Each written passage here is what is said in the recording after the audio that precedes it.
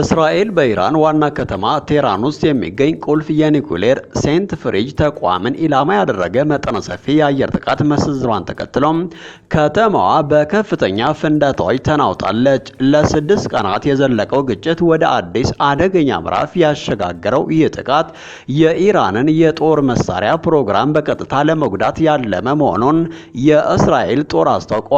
ይህ በእንዲህ እንዳለ የከተማዋ ነዋሪዎች በሽብር ከአካባቢው እየሸሹ ሲሆን አሜሪካን በቀጥታ ወታደራዊ ጣልቃ ገብነት ልታደርግ እንደምትችል እየመከረች ነው።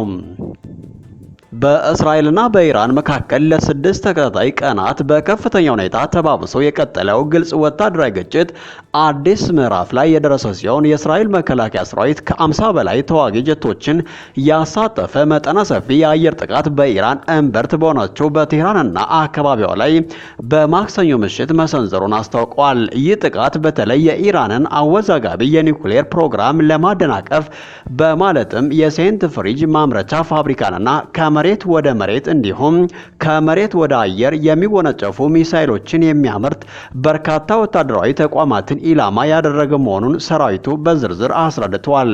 አደገኝነት የሚያመላክተው ደግሞ የተባበሩት መንግስታት የአቶሚክ ኢነርጂ የእስራኤል ጥቃት በኢራን ትልቅ የዩራኒየም ማበልጸጊያ ተቋም በሆነው በናታንዝ የሚገኙትን ከመሬት በታች የተገነቡ አዳራሾችን በቀጥታ መምታቱን ማረጋገጡ ነው።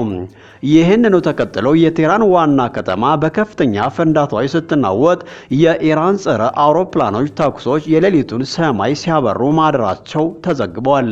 ይህ በከተማዋ ነዋሪዎች ላይ ከፍተኛ ድንጋጤ በመፍጠሩም በርካታ ሰዎች በሽሽት ከከተማዋ ለመውጣት ሲሞክሩ በመንገዶች ላይ ከባድ የትራፊክ መጨናነቅ እንዲፈጠርና የነዳጅ ማደያዎችም በተገልጋዮች እንዲጨናነቁ ምክንያት ሆኗል። ይህ በእንዲህ እንዳለ የግጭቱ ዳፋ ዓለም አቀፋዊ ትኩረትን ስቦ በዋይት ሀውስ ከፍተኛ ውጥረት የሰፈነበት ምክክር እየተካሄደ ሲሆን የአሜሪካው ፕሬዝዳንት ዶናልድ ትራምፕ በከፍተኛ የደህንነት አማካሪዎች ጋር በሲቲዮሽን ሮም ውስጥ ከተወያዩ በኋላ አሜሪካ በግጭቱ ወታደራዊ ተሳትፎ ልታደርግ እንደምትችል በቁም ነገር እያሰቡበት መሆኑ ተነግሯል። በማህበራዊ ሚዲያ ባስተላለፉት ጠንካራ መልእክት ኢራን ያለምንም ቅድመ ሁኔታ እጅ እንድትሰጥ የጠየቁ ሲሆን ምንም እንኳ የዋይት ሀውስ ባለስልጣናት አሜሪካ በእስራኤል ጥቃት ውስጥ በቀጥታ እንደማትሳተፍ በይፋ ቢገልጹም የፔንታጎን በምስራቅ ሜዲትራኒያን ባህር 3ኛ የጦር መርከብ ማሰማራቱንና 2ኛ የአውሮፕላን ተሸካሚ የጦር መርከቦች ስብስብ ወደ አረቢያ ባህረ ሰላጤ መላኩም ፕሬዝዳንቱ ከተወሰኑ ለጥቃቱ ዝግጁ ለመሆን ወይም ኢራን ላይ ከፍተኛ ጫና ለመፍጠር የታለመ ስልታዊ እርምጃ መሆኑን ያመለክታል።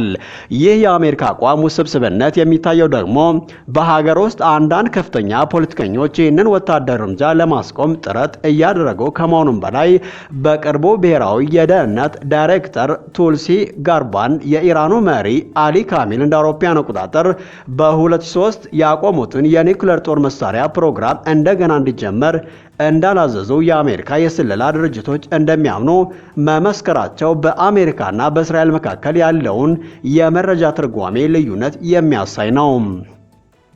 በግጭቱ ግንባር ላይ ኢራን በበኩሏ ዝምታን አልመረጠችም። ማክሰኞ ጠዋት ወደ እስራኤል መሃል ሀገር ወደ 30 የሚጠጉ ሚሳኤሎችን በመተኮስ ቢያንስ 12 ሰዎችን ያቆሰለ ሲሆን በተጨማሪም ፈታህ ዋን የተባለ ሃይፐርሶኒክ ሚሳኤሎችን ጨምሮ አዲስና የላቁ የጦር መሳሪያዎችን በመጠቀም ጥቃቷን በከፍተኛ ሁኔታ እንደምታጠናክር አስታውቃለች። የጦርነቱ ሰብአዊ ዋጋም እጅግ አሳሳቢ ደረጃ ላይ ደርሷል። አንድ የሰብአዊ መብት ተሟጋ ቡድኑ በኢራን በኩል የሟቾች ቁጥር ከ450 በላይ መድረሱን ሲገልጹ በእስራኤል በኩል ደግሞ 24 ሰዎች መሞታቸው ተዘግቧል።